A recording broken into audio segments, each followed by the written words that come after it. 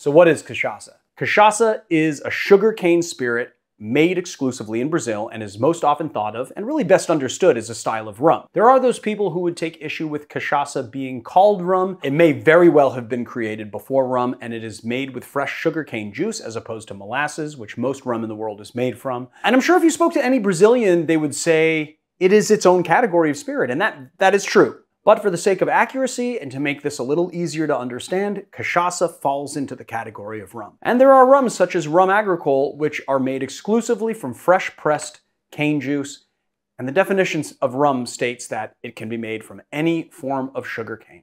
So cachaça definitely falls into this rum category, regardless of what anyone says. Come at me. Cachaça is made by harvesting sugarcane and pressing it with metal rollers to extract its juice. That juice is then fermented with yeast and distilled. Although most producers use sugarcane grown in Brazil, many use different varieties of cane to impart different flavors into the spirit. Once fermented, the fermented wash is run only once through a column still, although artisanal producers tend to pot still their cachaça.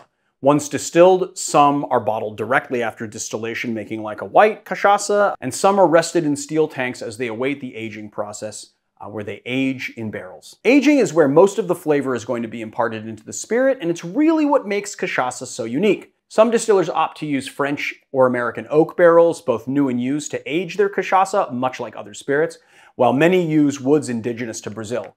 Each of these choices is going to create a spirit with a lot of variety, bottle to bottle, and to my mind, that's exactly what makes cachaça such an exciting spirit.